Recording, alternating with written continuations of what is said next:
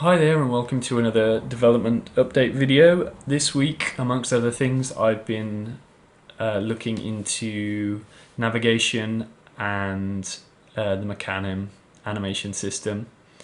I've used them both in limited ways in the past, but what I wanted to do this week was to take the enemy I was prototyping previously, the Pied Piper guy, and replace the capsule with an actual animating character that worked correctly in terms of avoiding things that have been baked into the nav mesh. So if I go ahead and hit play on the video, the behaviors are pretty much the same as they were before, although I've added this idea of stalking the target, so they will actually move towards the animal that they're currently targeting, and depending on their distance they'll either sneak if they're close to them or run if they're further away. They will actually spook the animals if they get too close, but that's purely based on distance currently. There's no notion of sound or line of sight, but those are definitely things that I want to add in future.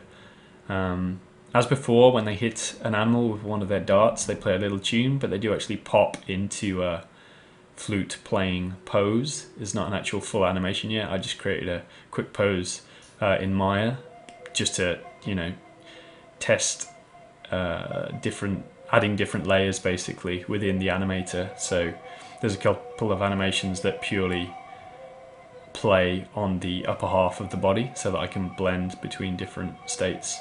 So yeah, once they reach their quotas they run off towards their base as before, but they do actually navigate around obstacles, whereas previously the capsule would just run in a straight line, and if it encountered a wall or something, then it would just run into it indefinitely.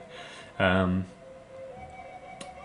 I think this guy was finding it a little harder to actually get his quota.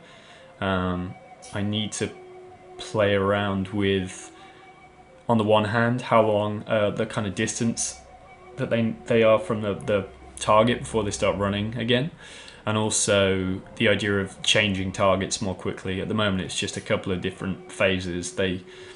When they're targeting they just raycast at a single animal, and they should probably give up on one more quickly and kind of just go for anything within a cone of vision rather than specifying one and then only shooting at that one animal. So yeah, this guy as well eventually reached his maximum number of animals and he started to make his way towards the exit as well.